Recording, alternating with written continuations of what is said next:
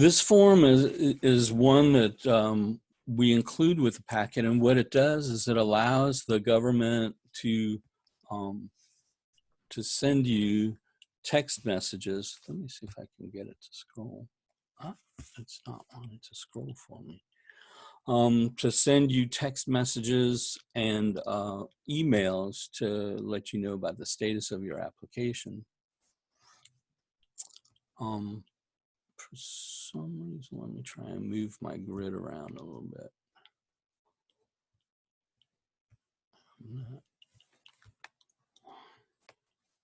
Yeah, okay. Gonna move down on this form so you can see the, oh, it is not moving. Let me make it smaller, there. So what we see here is pretty self-explanatory. You put in your family name in this section, your given name in this section. If you have a middle name, you put it here. For people with a compound given name, go ahead and put both names in the first full name. We like these forms, your names on these forms, to comply with what's on your I-20 form as much as possible. And then use an email address that you'll continue using after you've completed your studies, because it takes a while, as I mentioned, for the government to process the application. They take their time sometimes, you know, with the processing. The processing can range from 90 days to 120 to, they say, even 150 days. We haven't seen them take 150 days, but we've seen them take over 100 days. So just so that you're aware, that can take that long for them to actually process your OPT application. And then, of course, you put in your mobile phone number here so that they can send you text messages. Now, what we've commonly heard from students is that they don't actually send anything until the approval comes through. That's what students typically say. So it's not like you're going to get a weekly update about it, so don't expect anything like that. But when the approval comes through, you'll get an email to that lets you know that the approvals happened. You'll probably get a text message as well, but for sure you get an email, because in the email that you get, they're going to want you to start a portal, to register for a portal where you can report some things directly to them. But that is pretty much it for this form, and this form will go near the top of your packet, as we'll talk about later.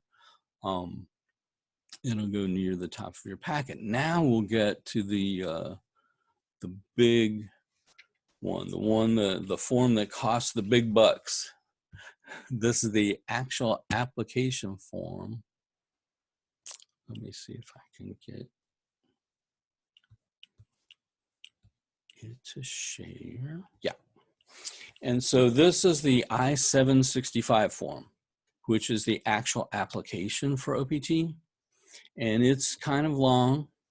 And so we'll go through it and help you with filling it out as much as possible. Oh, good, my scrolling is working. All right. So here what we're looking at is the I-765 form. And most of it's fairly self-explanatory, but just in case there's any confusion, I want to help you with filling out these things.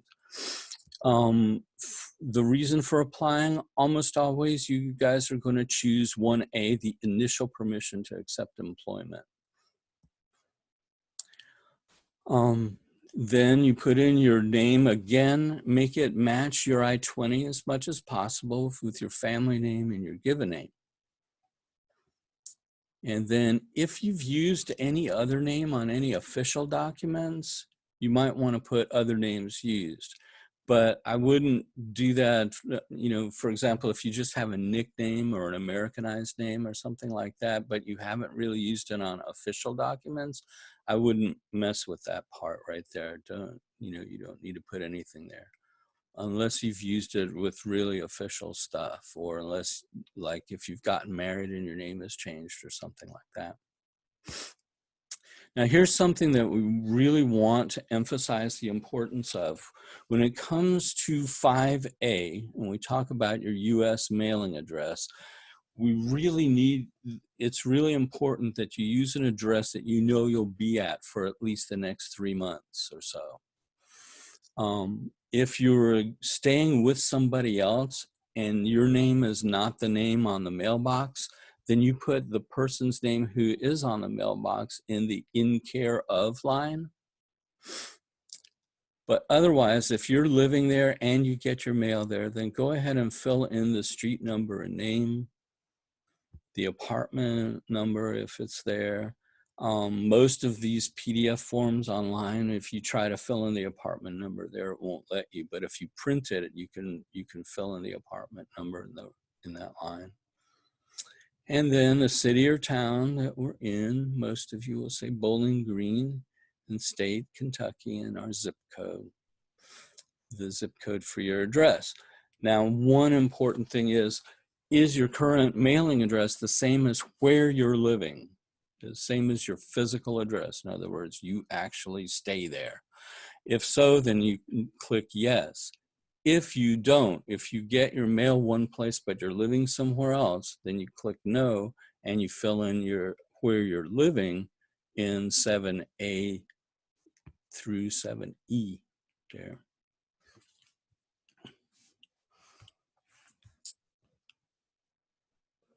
Following so far? Any questions? All right, then we'll look over here. We'll continue on to item 8. Item 8 is asking for an alien registration number, and unless you've applied for permanent residency, you don't have one, so just leave it blank. The USCIS online account number at number 9, that's if you have some kind of ongoing dispute with the USCIS or something like that, or you know that you have an account with them. Again, usually it's for permanent residency applications, and so you can leave that blank as well. Then item 10, you fill in your gender. And then item 11, your marital status. Then have you previously filed Form I-765? If you have done a previous degree, for example, if you're now finishing a master's, but you've done a bachelor's degree and you did OPT after your bachelor's degree, then you'd want to say, yes, you filled that form. And then the people looking at this application are going to want to see an I-20 that shows, or an EAD card, a copy of your EAD card from your previous OPT. If this is the first and only time you've ever applied for OPT, then go ahead and click no there. 13A, do you have a social security number? If you do, click yes, and then fill in your social security number at 13B. If you don't have a social security number yet, one of the cool things about this application is you can use this application to apply for a social security number. And usually the social security number arrives to you either a week or before or a week after your application, your OPT card, the EAD card that you get, your work permission card, after that's been approved. So if you do not currently have a social security number and you'd like to apply using this form, all you need to really know is your mother and father's full names.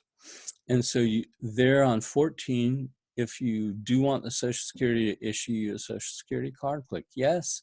And then consent for disclosure, you would also have to click yes there to be able to get that done this way.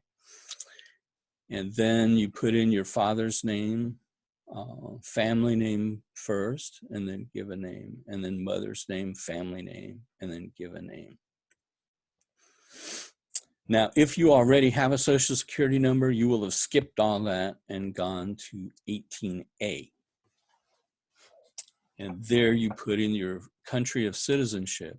If you have citizenship or nationality in some other country, put that at 18B. And then we can move on down to item 19, information about you. Where were you born? So they want to know like your city, the actual city you were born in, and then the province that you were born in, and then the country of your birth, and then your date of birth.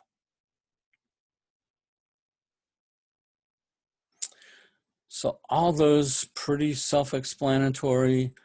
Sometimes it's a little confusing about cities. For some countries, it's, you have districts and other stuff.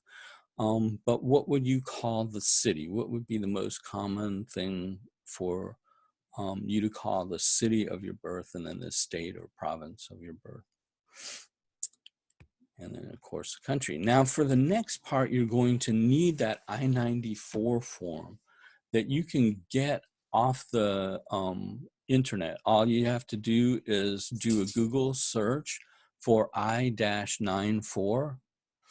And usually you get as in your search results, the first thing will be like the I-94, get your current I-94 landing page. And you go ahead and click on that if you don't have it already. Do all of you already have your I-94s? So show of hands. Okay. All right. So you know now how to do that. Just a Google search, I-94, and look for that landing page. When you get that, you'll need to print it out because it'll need to be included in your packet that you're going to mail to the USCIS. And that gives your number then. There'll be an admission number or arrival number. They call it on the form your admission number. So you want to put that number in there. And then the passport number of your most recently issued passport. So if you've had passport renewal, you use the most recent passport, the valid passport number there. Even if you entered the US on your I-94 and another passport number, don't worry about that. They just want your most recent one. Travel document, you don't have one.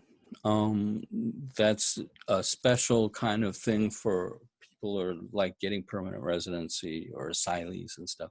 So in that space, a 21C, I'd like you to write N/A, N/A. So that says that it's not applicable to you. And then the country that issued your passport or travel document 21D, just put your country in, your expiration date. Then one thing we get questions about is the date of your last arrival in the United States. And I like to phrase it differently. It's your most recent arrival. When did you come to the United States most recently? When did you arrive? So if you took a little vacation like during the Christmas break, the winter break, and came back in January of 2020, you'd want to put that information there and in that format that we use here, where we use numbers for the month, day, and the full year. The place of your last arrival into the United States is interesting. When you get your I-94, you have the option to also get your travel history. And I recommend that if you can, go ahead and get that travel history that's all in the same, on the same website as your I-94 page. If you get that travel history, it's going to show your most recent arrival in the United States, and it'll show where you came in, because the I-94 doesn't say where. It does give the date, and it gives that you're, in student status, but it doesn't give the place that you arrived. And you'd almost have to know like all the abbreviations for airports, because when they stamp your passport, they stamp it with an oval stamp, and there's usually a 3-letter code for what airport it is. But it'd be hard for you to know what unless you just happen to remember that you came in Atlanta or Minneapolis or something. But Minneapolis is like MSP and Atlanta is ATL. you know, unless you happen to know all those abbreviations, it's better to get it from your travel history, because that's probably what the person who's looking at your application, that's probably what they're going to look at, is the actual record that Customs and Border Protection put in. So, and that's what shows up in your travel history. So, place of your last arrival into the United States, and you can get that information from your travel history. And then immigration status at your last arrival. I hope all of you are F1 when you came in and you got that. And your current immigration status or category should be F1. It has to be F1 for this application. Then item 26 is the Student and Exchange Visitor Information System, SEVIS number. That's a number on the top of your I-20. You'll look up on the upper left-hand side of your I-20 and it'll say SEVIS ID. And it always begins with N, almost always begins with N00. And then, you know, the rest of that number. How's that going so far? You staying with me? All right. Now the next area is a little tricky, the eligibility category. And what that means is that, are you applying for post-completion OPT? Or are you applying for some other form of work permission? Here you're applying for post-completion OPT, and the code for that goes in those boxes in the parentheses that you see up there in the upper right-hand corner. And what you put in there is C3B, as in boy. C3B. That's the category for regular post-completion OPT. Then the rest of the 28, you skip, just skip and leave all those blank.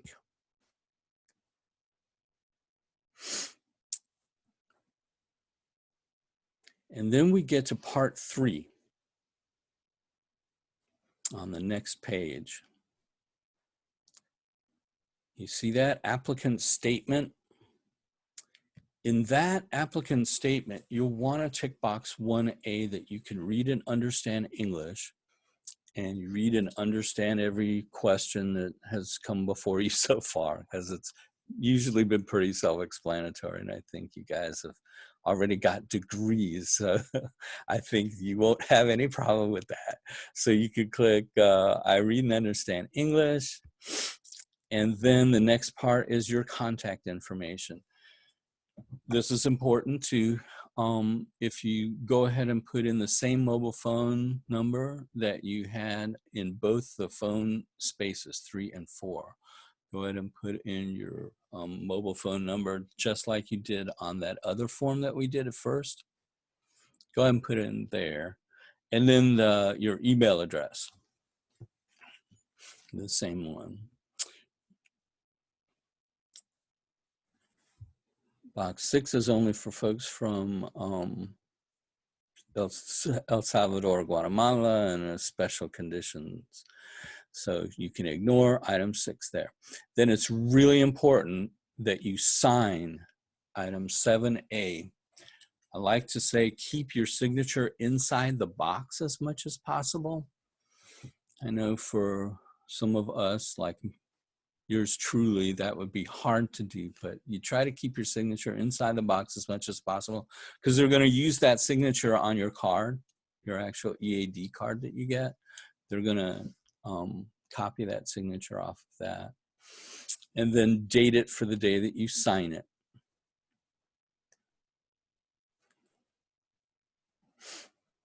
Good so far? All right. Now we're going to do some skipping here. There are a lot of items here that are not applicable to you.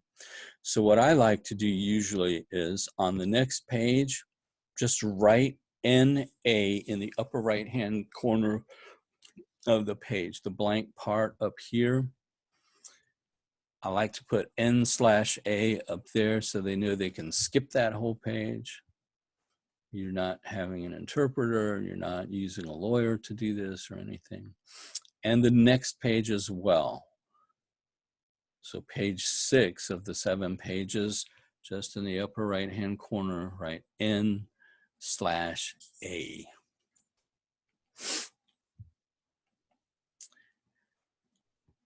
And then we get to this page, which is kind of hard to understand it. You could put, if you have never done curricular practical training or never had any OPT before, you can go ahead on this page and write NA in the upper right-hand corner as well, on page 7. If you've had any curricular practical training where you've been officially authorized to work in an internship, for example, off campus, then you'll want to put information about that here. So you go ahead and fill in your name, just as it is on the first page, and then go to any available block here and put in that you had, authorized period of CPT from date to date. Something like that in there for any OPT that you may have had. If you've had, or CPT rather, I'm sorry, any period of CPT that you've had.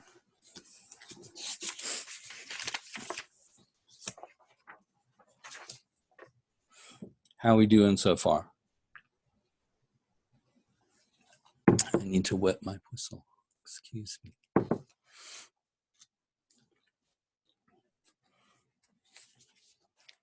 So now if you have had previous CPT, you're going to need to include a copy of the I-20 that shows your CPT authorization on it, just as part of the packet of materials that you sent. If you've had OPT before, you want to make a photocopy of your previous EAD card and include it. Once you've done all those things, congratulations, you finished the IS 765. Give yourselves a pat on the back. What we'll do is, given the current circumstances, what we're doing is we're printing new I-20s for you with the recommendation for OPT on them. And because of social distancing right now, what we're going to have to do is send those to you by email attachment. So if you haven't already gotten your OPT recommendation I-20, we'll be sending those out probably within the next day. So if you've got your request for OPT in iStart, that is. So if your request for OPT is in iStart and you're ready, you're graduating in the spring semester, then we'll go ahead and make those recommendations on your I-20 and send those to you by email attachment. If you're graduating in summer, we got to wait a little bit until within the 90-day window before your program completion date. We don't want to do anything too early. Even making the recommendation too early in CVIS can cause a denial of your application. So we don't want to do anything too early. But then within that 90-day window, which I believe starts something like May 2nd, I believe we start being within the 90 days for summer completers. And then we're already well within the 90-day window for spring folks who are graduating this spring. So then we get to the fun part of assembling your packet of materials. What I like to do is, if you've got a clean desk or tabletop, you can go to your dining room table or your kitchen counter and start laying out your forms that you've compiled. So your photocopies and everything that you've gotten up to date. So for example, if you've had an old EAD card, put your photocopy of that down first. If you had CPT and you have photocopies of your CPT I-20s that show your authorization for CPT, put the copy of that down on top of the EAD card form. But what I'm going to do is I'm going to go through it as you're stacking things up. So first thing down there is any evidence of previous employment authorization. So CPT or your EAD from previous OPT goes down first. Then lay your travel history down if you've printed it out. It's not a requirement for these applications, but I think it's helpful if you've got it. So put down your travel history. Then on top of that, lay down your I-94. Then the visa or entry stamp page. A lot of times they stamp they make that oval entry stamp at the border. They'll a lot of times put it on the page just adjacent to your visa. So your visa will be on one page and the stamp will be on the other. That's great. If you can photocopy that on one page, that'll work. You'll just want to highlight or call attention to that visa stamp as your most recent entry. If not, then you'll need two different pages. You'll need to photocopy your visa on one page and the entry stamp on another page. Then after you lay those pages down, then on top of that, you want to put your passport page or pages, depending on if you have two ID pages in your passport. For example, India usually has 2 ID pages. Go ahead and put your passport page on top of that, your identification page from your passport. Then on top of those things goes the I-20 that we're going to send you, showing the recommendation for OPT. Then on top of, and be sure that when you print out that I-20, that on the bottom of that first page, there's a thing that says student attestation. And you need to go ahead and sign that. I think most I-20s I see from students, they've never signed it. And so it's there for you to sign. So go ahead, and they'll look for that signature too, by the way. So go ahead and sign that student attestation at the bottom of your I-20. Now, having said that about printing your I-20, I want to mention this. Go ahead and print 2 copies of it. So you'll have one that you'll want to send with this application, but the other one for you to keep so that you can show anybody, because it's going to look like your I-20 has expired. Because the program completion date will have passed. But on page 2 of that I-20 where we make the recommendation for OPT, there's a place there where it shows that you've made an application for OPT, that OPT is requested, and that gives you permission to remain in the United States even beyond the usual time period. So after you sign that, you printed it and sign that I-20, put it down there. Then on top of that, you put that I-765, that 7-page form that we just completed. Then on top of that, you put the G1145, which is that first form we did where they can text you or email you. You put that down on top of the I-765. And then you have to have gotten passport style photos within the last 30 days. Please don't use the same passport photo you used for your passport, because they'll quickly identify that that's older than 30 days. So go ahead and put down your passport photos next. I like to kind of tuck them into something. If they came in a holder from when you had them taken at either the DSU or at Walgreens or somewhere, if they come in a folder, use the folder to help protect them. We like to have students write their name real lightly in pencil on the back of the photos, because they're so small, they're really easy for the adjudicator who's looking at this application at UCIS to lose it, and not having your name on the back will help connect you, your photos to your application packet in case they get separated somehow. So be sure to write lightly, don't press real hard. We don't want the impression to come through the photo. So write lightly on the back of your passport style photos, your name. And then what I usually like to do is then clip, using a paper clip, clip the photos to the top middle of your packet. I don't like to use staples for anything in this packet. And the reasons are varied, but the service centers have talked about how staples will ruin the photographs for sure, but also that they usually scan these to send them electronically to the actual processing center. So the place where they go originally is in Texas, but they get processed in Potomac, Maryland. So I think what they do is they scan them and send them electronically to Potomac, Maryland. So if you staple them, then it's a hassle for them. I don't like to give them any hassles. We want to make this as easy for them to say yes as possible. So I use paper clip on the middle top, your photographs under the paper clip so that they're on top, and then your check or money order for $410 US. And you want to make that payable to U.S. Department of Homeland Security.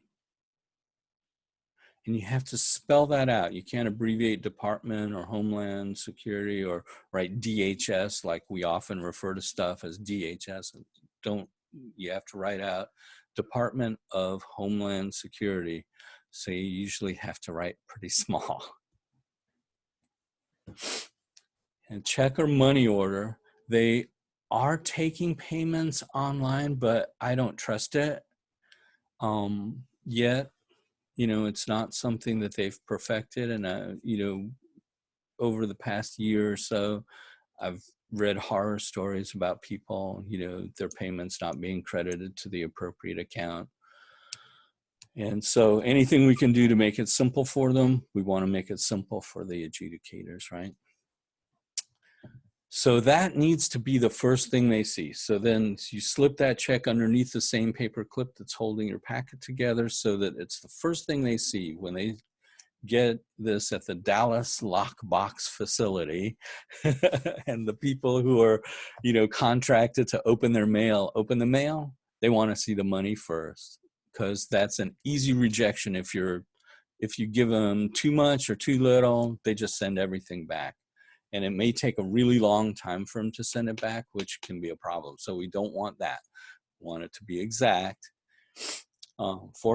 Currently, it's $410. We've heard that it's supposed to go up, but with everything that's going on, I think that may be delayed. So good. So right now, it's still $410 for the application. You put that all together. And what we like to do is use, excuse me for a second, we have had good success using USPS priority mail, flat rate envelope, like that, that we send the packet to them. And the packet goes to this address. Are you able to read it?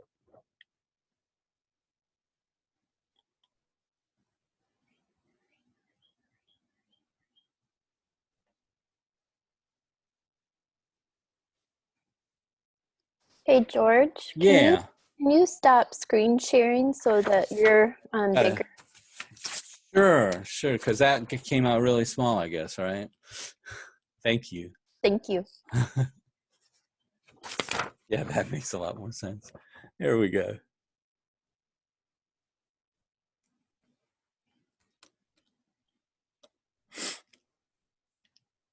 Have you got that? All right.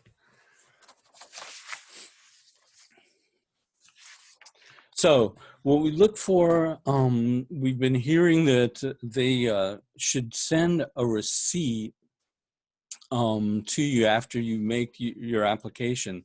They've gotten it.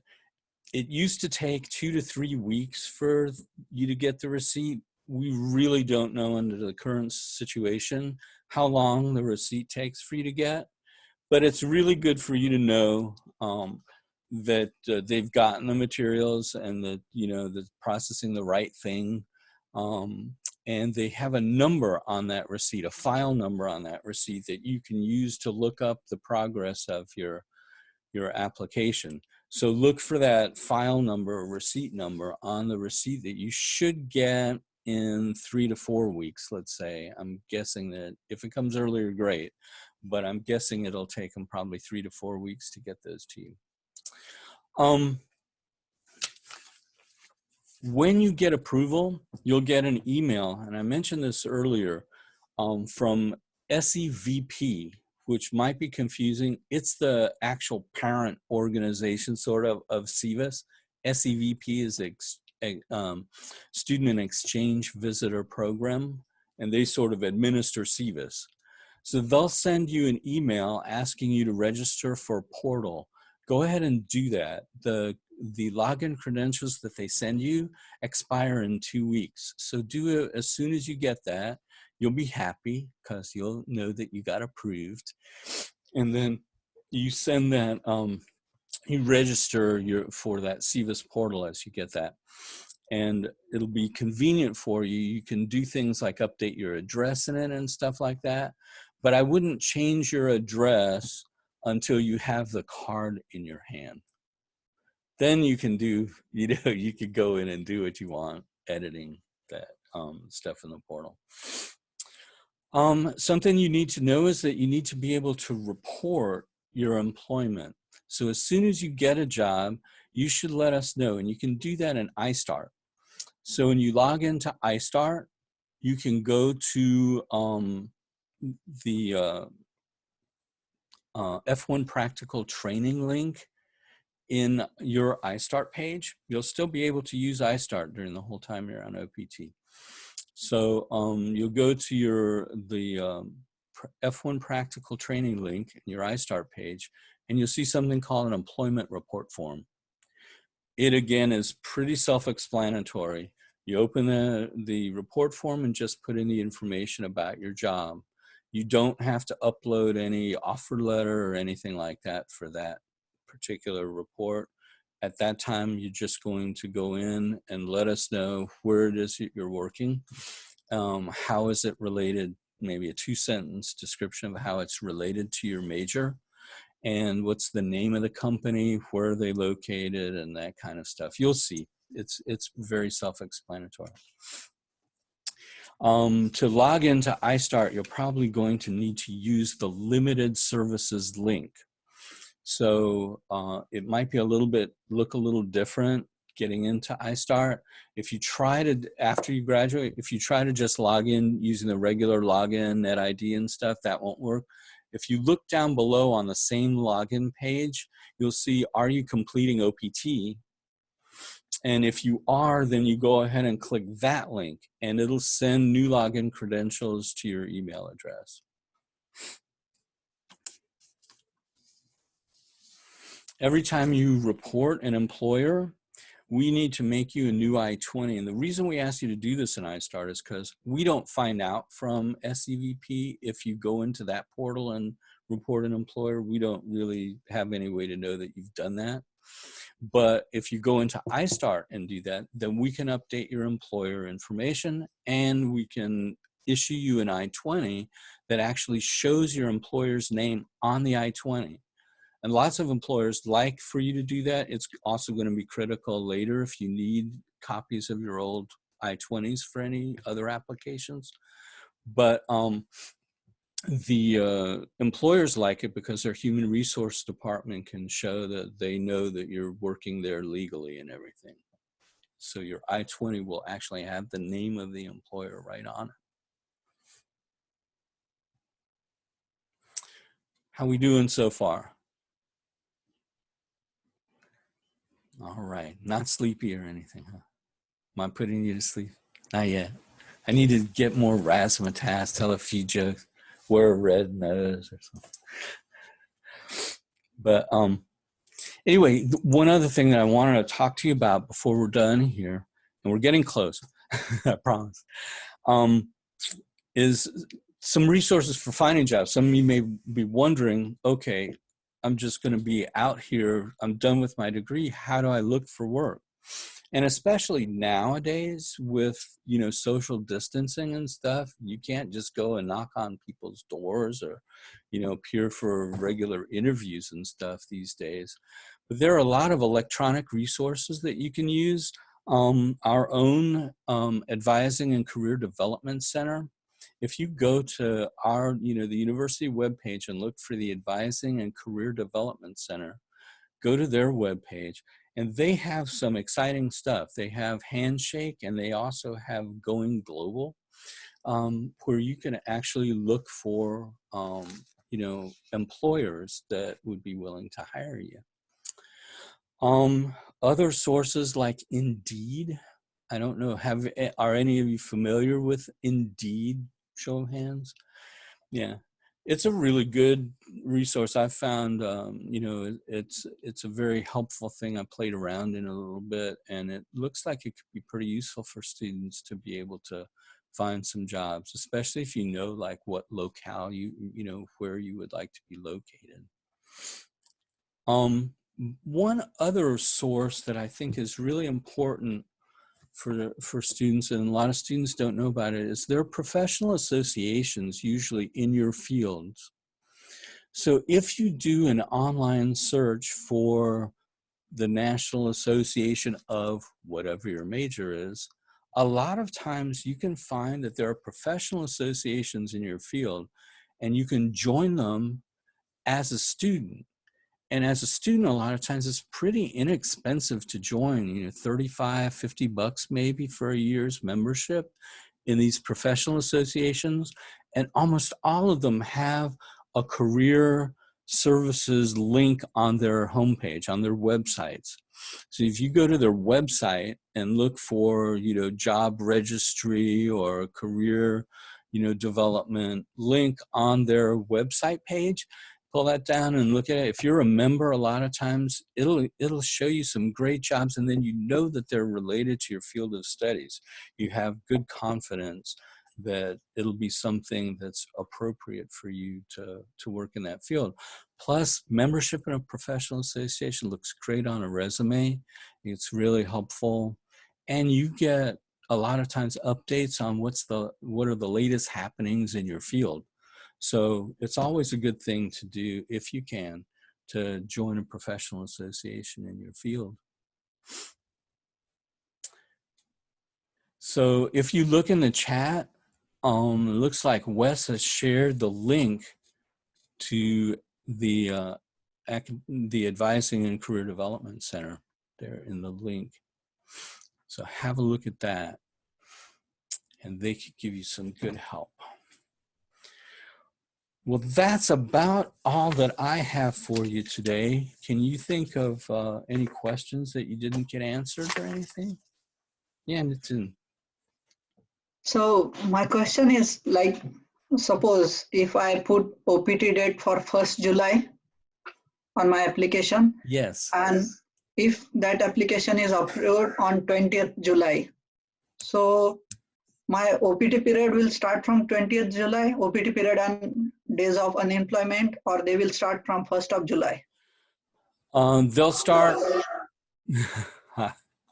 They'll start on the 20th. If they approve it on the 20th, it starts on the 20th. Now, if it runs past how long you would normally have as a grace period, and since you mentioned July, it's good that you did, because I think for people that are graduating this May, July 14th is probably the last day of the grace period. So you may lose actually a few days there, that week from July 14th to July 20th. You may lose those 6 days because they'll only approve it to the actual 365 days from the end of your grace period. So you may lose a few days. I have seen them occasionally adjust it so that you don't, but they haven't done that. I haven't seen that in a long time. So it just may mean that you got a few 361 days instead of 365, Yeah, thanks. That's a good question. Yeah, Viral. So I'm graduating in. Oh, your audio went away. Oh, there it is again. Okay. So my graduation date is August 13, and if I'm putting my OPT starting date on August 31st, okay, and if I get a job before August 31st, I got approved for my OPT from August 31st onwards. But if Yeah. I get a job before that, is that possible? I can start working? No, you cannot start working before your OPT is approved. Yeah, so yeah, that's a good point. And it especially, I think, is important. You know, I like to advise students that as we approach time now to pick something, you know, if you don't already have a job offer, you know, if you're not already thinking that you've got a strong possibility of a job, then pick a date later in the period that you have, you know, for before your start date. So I would, you know, recommend picking a date later in your grace period, that 60-day period after your program completion, if you don't already know you've got a job. But the drawback is, if you do get that job offer and they say, I need you to come to work next week, and you haven't been approved yet, you can't start working until you've been approved. So there is a little bit of a balancing act there. A lot depends on the job market and how well, you know, how confident you are about being able to find something. All right. All right. Thank you. Thanks. Yes, Lou. How you Yes, doing?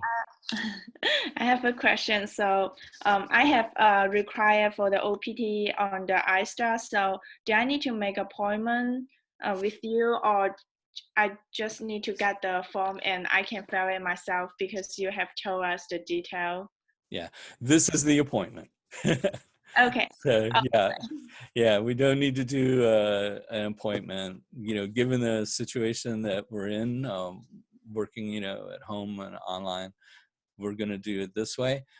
If you do have individual questions, I hope I was able to give you good information about the I-765 form and how to put together your application packet. If you've got the request in iStart, then we'll be sending you an I-20 so that you can complete that packet. And we'll be sending it by email probably within the next 24 to 48 hours. okay. If we can get a recall. If you can get a, I'm sorry. I mean the record video, if we found like information we. Yeah, we're saving this webinar as a recording. So we're saving this so that it can be used for the future, or for anyone who wants to go back and check on things, you'll be able to access it. It might take a few days before we have it up on our website though. Thank you. Thank you. Santi, you there?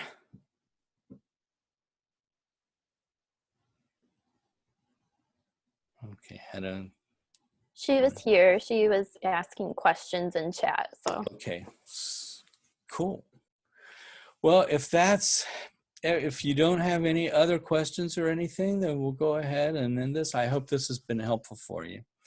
Remember that we're here for you. You can ask anything you'd like to by email or any of the other, you know, communication things that we have out there for you, and we'll be happy to help you. We want you to be successful and onward and upward. Meanwhile, congratulations on your degrees. I have one more question. When you say your curriculum should be matched with your job, your major should be matched with your job, how much it should be matched? How much it matters? That's a good question. I like to say that if you were thinking, try to put your mind in the mind of an employer, and you're writing a job, you know, an advert for people that you want to hire. If you put down in this advert that you have, you know, I want to find somebody with a master's degree in chemistry, or, you know, something, then you know that you're pretty secure in knowing that that's the right job. If it's something that doesn't require a degree, then you know that that's probably not appropriate for you. So, you know, while some students in, say, manufacturing, engineering, technology might think, well, it'd be great to work on the line at Tyson Foods, it's not. That, you know, if you don't need a degree to work on the line at Tyson Foods, then probably that's not an appropriate degree for you. You know, So if you think about it like that, I think it helps give you clarity. You know, I had a student once who said they got a job as a waiter in a restaurant. They were a marketing major. Got a job as a waiter in a restaurant and said, well, it's really like marketing. You know, I tell them what the specials are and, you know, would they like dessert? And I'm like, but you don't need a degree to do that. You know, that's not, so that even though, yeah, there's some marketing involved, that's not an appropriate marketing job. But, you know, so if you think about it like that, you can probably make the connection of whether it's appropriate for you or not. And if the employer is looking for someone with a degree in your area, obviously that's a connection, direct connection. All right, thank you. You're welcome. Any other questions?